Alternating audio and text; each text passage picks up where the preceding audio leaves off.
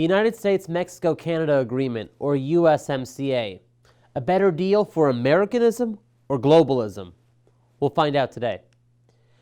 So, for those of you who may not recall, the United States-Mexico-Canada Agreement, or USMCA, is intended to replace the 1994 NAFTA agreement. Now, when the USMCA text was initially released back on September 30th of 2018 on the USTR website, it totaled for 1,812 pages in its initial draft. It has since then been revised to a total of 2,325 pages when it was released again on the date that it was signed back on November 30th of 2018. The parties involved in this negotiation, of course, include the United States, Canada, and Mexico. So, is the USMCA a big win, as President Trump has been calling it? On the day the USMCA text was initially released, President Trump in a ceremony went to the Rose Garden and said, "Throughout the campaign, I promised to renegotiate NAFTA, and today we have kept that promise." So on the day that President Trump made his remarks from the Rose Garden, behind him were standing various officials who work at the USTR office and at the State Department who helped craft the new USMCA agreement. Now, many of the individuals behind him also had worked in the Obama administration crafting the TPP agreement. In fact, Trevor Kincaid, who was the Deputy Assistant U.S. Trade Representative for Public and Media Affairs for the Obama administration, essentially the PR spokesperson for the USTR office during the Obama era, said this about the individuals standing behind President Trump. Ironically, he called them horrible negotiators when running for office. It's really the same with the new name. It's basically the 22 Jump Street of trade deals. Now, Mr. Kincaid had worked on the TPP agreement, as had many of the individuals in the previous photos standing behind President Trump. And like Kincaid pointed out, Trump called them bad negotiators and called the TPP one of the worst trade deals ever negotiated. Now, the same people who worked on that were behind the scenes working on the USMCA agreement. So, this begs the question, is the USMCA the same old like the TPP? Or is it something totally new? Should we give the benefit of the doubt to these individuals who worked on the USMCA? Which one is it? Well, the day after the USMCA text, or actually the day that the text was itself released, that very morning, the U.S. Ambassador to Canada, actually the former U.S. Ambassador to Canada, that is, Bruce Heyman, said this, praising the agreement from CNBC's Squawk Box. He said, "It's obviously welcome news. This is welcome news for North America. It's welcome news for the markets, obviously, this morning." You may not recognize Mr. Heyman. However, his resume is quite impressive from a globalist standpoint. In addition to being a board member of the Chicago Council on Global Affairs, which is an affiliate of the pro-One World Government Council on Foreign Relations based in New York, Ambassador Heyman, has also served as the vice president for Goldman Sachs and served in the Obama administration as the U.S. Ambassador to Canada, having been appointed by President Obama or nominated by President Obama in 2013 and then thereafter confirmed by the U.S. Senate in 2014. Ambassador Heyman stayed in that post until Obama's last day in office. Speaking about the agreement, Ambassador Heyman had a chance to review the text of the USMCA before his morning appearance on CNBC's Squawk Box, and this is what he had to say after reviewing the USMCA text. He said on television, "From some of the reads I got overnight, 2/3 of this agreement is essentially going back to TPP. All they did was take so much of the language of TPP and implement it here as it pertains to Canada." There you have it from Ambassador Heyman, and a key individual who worked on the TPP negotiations, who worked to bring Canada on board to be part of that previous agreement. And here we have him saying, "Hey, look at this USMCA. A lot of what I'm seeing here comes straight out of what we did before in the TPP." So, what is the TPP? If you don't recall, the TPP was a massive trade agreement that was proposed with the United States and 11 other Pacific Rim nations, including Mexico and Canada, like in NAFTA and the USMCA, but other nations too, like Peru and others throughout the Pacific Rim Basin. Now, all these countries, with the United States, would have accounted for 40% of the global GDP. Since then, the TPP has gone ahead without the United States, since President Trump, in keeping true to his campaign promise, withdrew the United States from the TPP in his first month in office. Now, the TPP has since been renamed to the CPTPP, which stands for the Comprehensive and Progressive Agreement on Trans-Pacific Partnership. And Canada and Mexico remain in it, and other countries in the Pacific Rim that weren't part of the original TPP are also considering to join it. Now, here on the screen we have, to your left, you'll see Chapter 27 of the TPP, and on the right you'll see Chapter 30 of the USMCA. Both of these chapters are very identical. In fact, they have the same exact names, the Administrative and Institutional Provisions Chapter. This is a key chapter to both of the agreements because in both cases, this is the chapter that establishes the administrative or executive governing body for each of the agreements once they go into effect. In the case of the TPP, Chapter 27 established the TPP Commission, and in the case of the USMCA, its Chapter 30 establishes the creation of the Free Trade Commission. So what exactly is this Free Trade Commission in the USMCA? Well, it is an international bureaucracy. For under it are about 16 or so various committees that are subordinate to the Free Trade Commission. All of these committees are actually found in the various chapters of the USMCA that correspond to their particular subject. For example, in the Environment chapter of the USMCA agreement, there is a call to establish an Environment Committee, and so forth throughout the USMCA. So, in one of these committees of note right now is the Competitiveness Committee, which we find established in Chapter 26 of the USMCA, the chapter on competitiveness.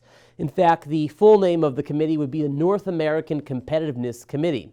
And we see the purpose of this committee in the text. It says there in Chapter 26 in point 2, with a view to promoting further economic integration among the parties and enhancing the competitiveness of North American exports, the parties hereby establish a North American Competitiveness Committee, or Competitiveness Committee, composed of government representatives of each party. So this committee won't be made up of elected officials elected by the people of Canada, Mexico, and the United States. No, these are going to be government officials that are representatives that will be sent by the governments of these countries. They won't be elected. We won't have a say. And the purpose of these representatives within this committee specifically is, as stated, to promote further economic integration between all three parties, the U.S., Canada, and Mexico. And part of their purpose is to enhance the competitiveness of North American exports, meaning that their objective isn't to necessarily expand the exports of just Canada or just the U.S., but all of our exports as a whole.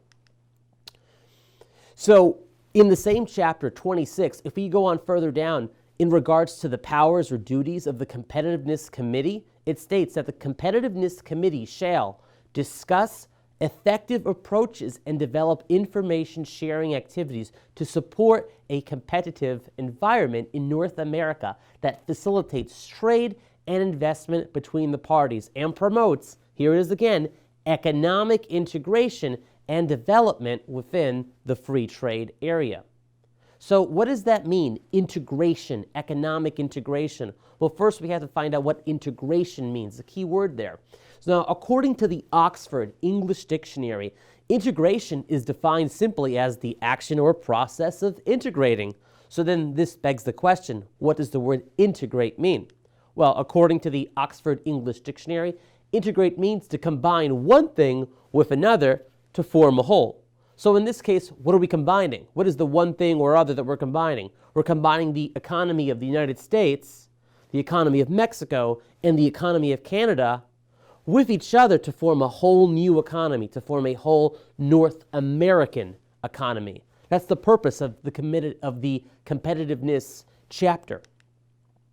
And if we go on in the competitiveness chapter, it states here regarding the committee that it will provide advice and recommendations as appropriate to the Commission on ways to further enhance the competitiveness of the North American economy. Hold on a minute there. Did you catch that? The North American economy. Now you tell me, is there a difference between North America's economies or the North American economy? Yes, there's a huge difference. Words matter, people. On the day that the USMCA was signed in Buenos Aires, Argentina on November 30th, 2018, the then President of Mexico, Enrique Peña Nieto, in his remarks, which he delivered in Spanish, said this: the renegotiation of the new trade agreement sought to safeguard the vision of an integrated North America. There we have President Enrique Peña Nieto virtually telling us the objective, the purpose behind the USMCA agreement before he gave his remarks. President Trump gave his remarks, which of course were naturally in English. And the Canadian Prime Minister, Justin Trudeau, gave his remarks both bilingually in English and then translating them as well into French. But in the remarks of both President Trump and Prime Minister Trudeau, they both spoke about how this agreement would be beneficial to the American economy, to the Canadian economy, because it would bring jobs to both, how it would grow the middle class of both Americans and Canadians. But Peña Nieto's remarks, which were only in Spanish, none provided in English, in his remarks, he stated, yes, a little bit about how it would benefit the Mexican worker and the Mexican economy for sure, but he spoke a lot about economic integration, mentioning it a total of 4 times in his remarks that were delivered only in Spanish and covered only in the Mexican press.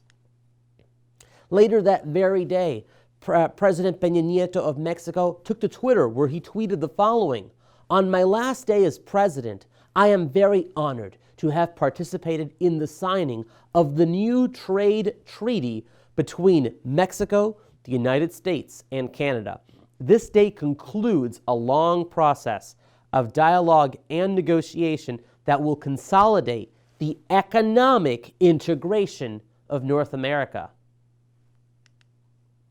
Speaking also about Twitter, Peña Nieto wasn't the only one boasting about the globalist objectives of the USMCA. A month earlier, when the initial text of the USMCA was released, the 1,812-page version, Richard Haass, who is the president of the Council on Foreign Relations, tweeted the following on October 1st. The USMCA looks to be the trade pact formerly known as NAFTA plus 10 to 20%. Hope it becomes a precedent for TPP. Then the next day he tweeted, after looking at it a little bit more, he tweeted, USMCA is NAFTA plus TPP, plus a few tweaks. So there you have, straight from the horse's mouth, the president of the Council on Foreign Relations boasting about this agreement. He loves what he saw. Not only did it to him initially seem like the same old NAFTA, but it seemed like it had all the language of the TPP, as we discussed earlier. What about the position of the Canadian government? After all, Prime Minister Trudeau and his cabinet are of the Liberal Party of Canada, which is a very progressive political party in Canada. Well, his main NAFTA/USMCA negotiator was the Canadian Foreign Affairs Minister, Chrystia Freeland. And this is what she had to say about the USMCA following the release of the initial text. She described it as, quote, a very progressive trade agreement. And this, by the way, was covered all throughout the Canadian press. No mention of this was found in any mainstream American news coverage. So how exactly is the USMCA a progressive trade agreement? Was that just something that she was saying to placate the Liberal Party base in Canada to support the agreement in Parliament? Or is she in fact right? Is this agreement actually a progressive agreement as she described it? After all, she was the top negotiator for Canada. I think she'd be quite aware of what's in the text of the agreement. So let's take a look at that.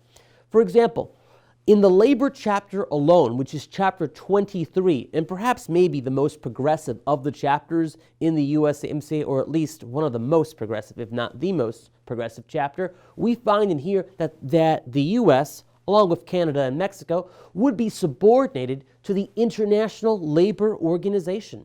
In addition to that, Chapter 23 on labor here affirms the U.S., Mexico, and Canada's commitment to the Declaration on Fundamental Principles and Rights at Work, as well as to the Declaration on Social Justice for a Fair Globalization.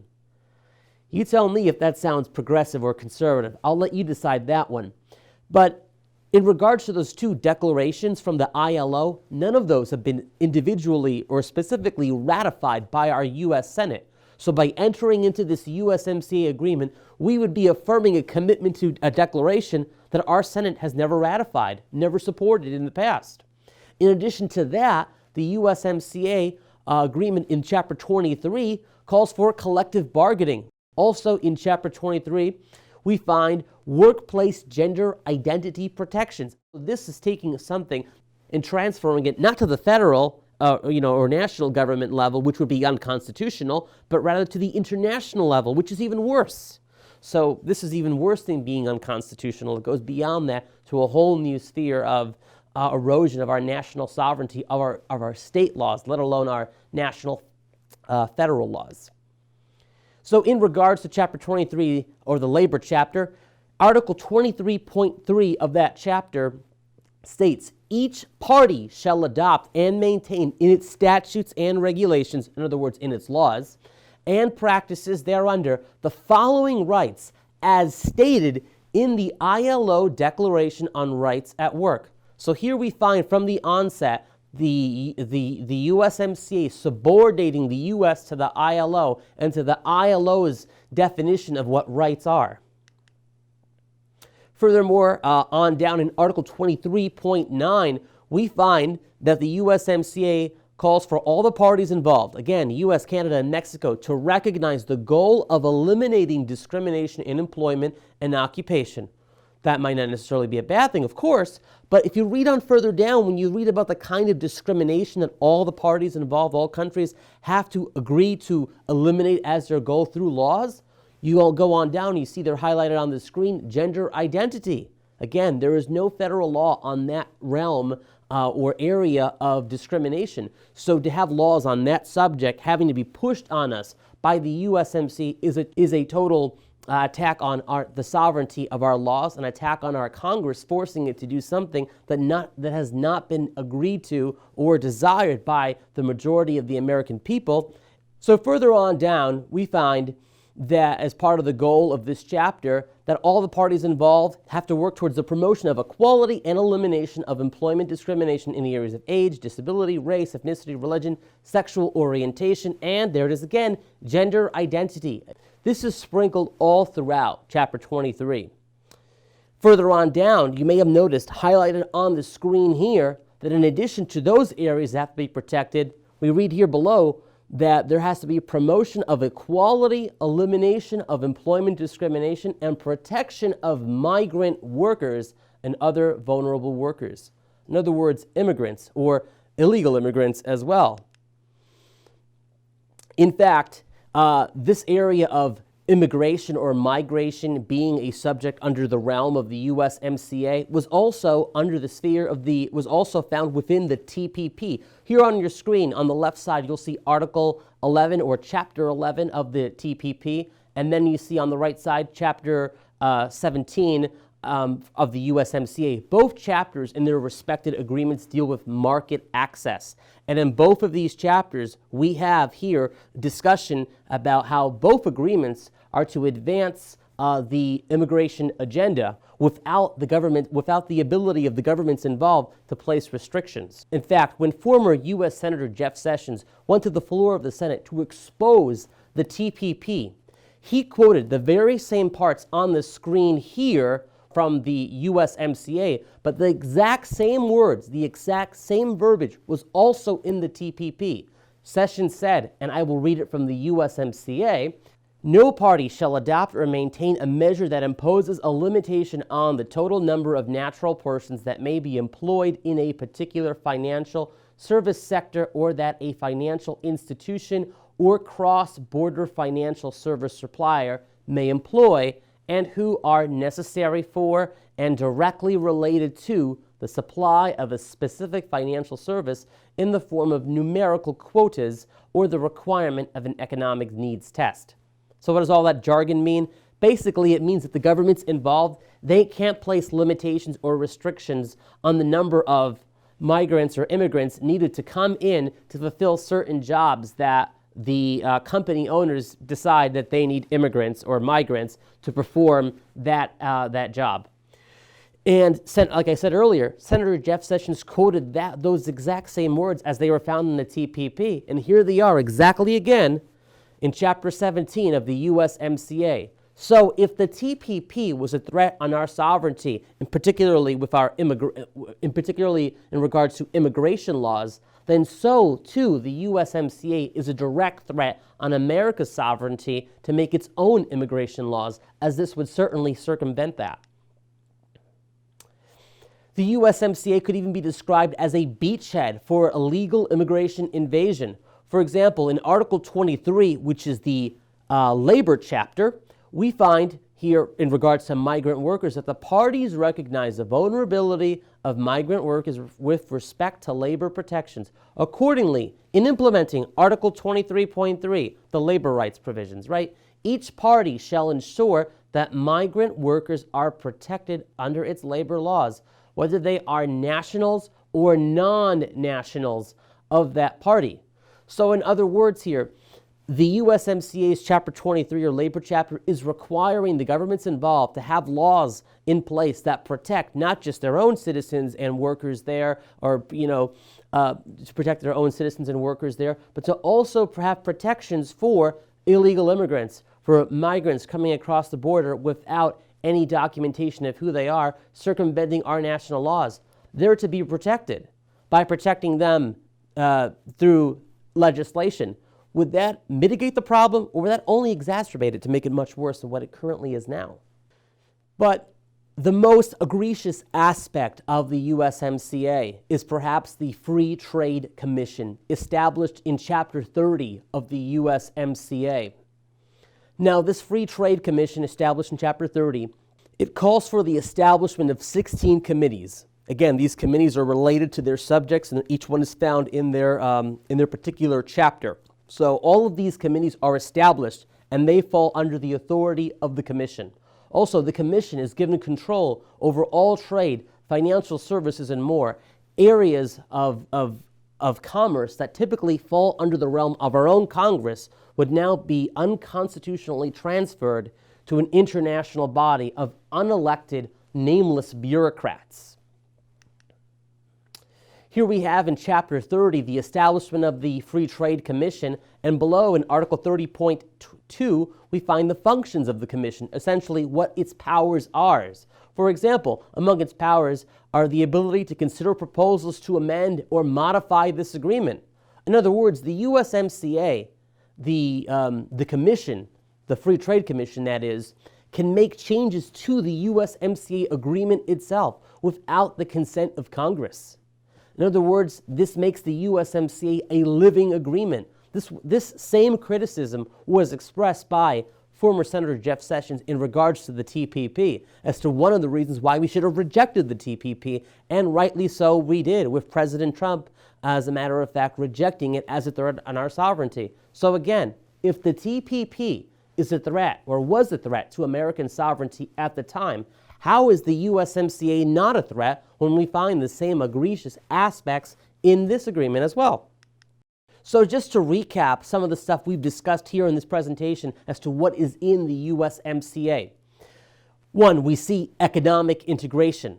We also see the formation of an international bureaucracy in the form of the Free Trade Commission with its various subcommittees below it. Also, we see that it subordinates the U.S. to international organizations and conventions, such as the World Trade Organization, which is mentioned at the onset of the USMCA text, the United Nations, the International Labor Organization, which we covered, that appears in Chapter 23. Also, if you look at the Environment chapter, which establishes the Environmental Committee for the USMCA under the Free Trade Commission, that subordinates the U.S. to following the Law of the Sea Treaty, which our U.S. Senate has never ratified.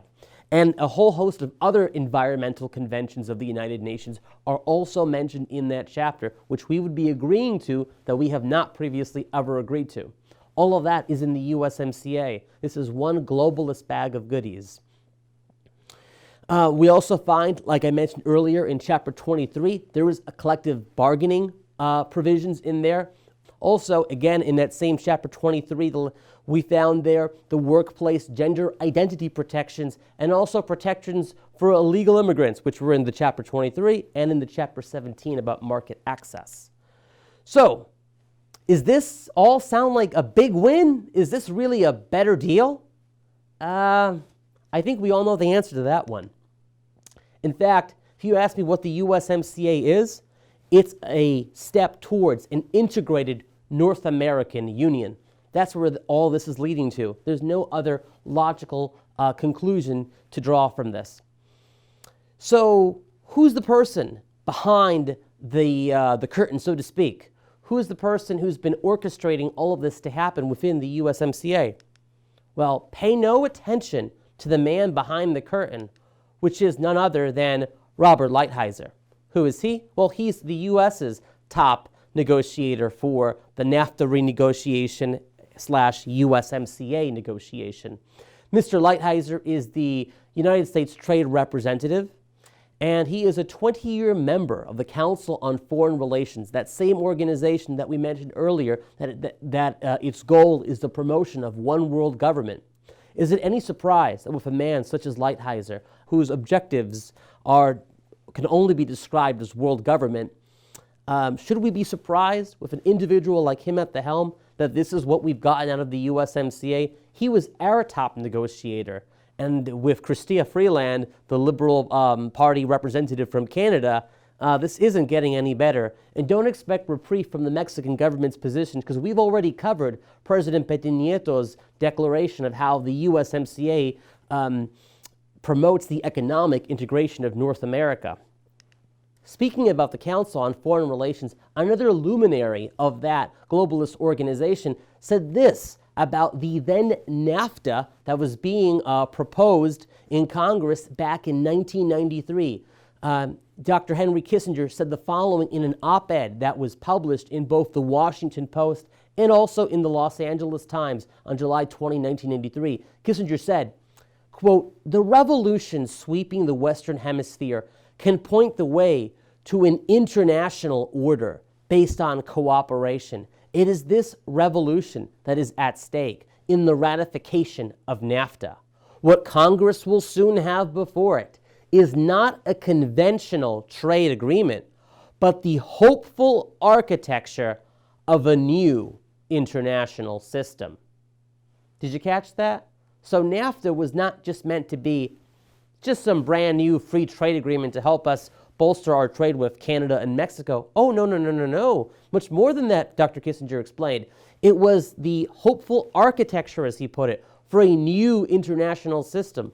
What international system, you might be asking? Well, he answers that further on down in his 1993 op-ed, where Dr. Kissinger writes, quote, "A regional Western Hemisphere organization dedicated to democracy and free trade would be a first step toward the new world order that is so frequently cited but so rarely implemented." So here it is, the opportunity for the globalists to get America, to get the United States, as well as Canada and Mexico, into the new world order. Step number one was NAFTA. Now, renegotiating NAFTA, we have the USMCA, which only builds on that for further integrating the economies of all three countries into one economic union, into one North American Union. So what do we have to do? The option is clear. If you love American sovereignty, if you are jealous of our nation's independence and liberty, then you know what you have to do. We have to stop the USMCA. But how can we do that? Well, there's various things that we can do. For example, at the state level, we encourage you to go to jbs.org, where you could find this model resolution on our USMCA and NAFTA webpage on the jbs.org website.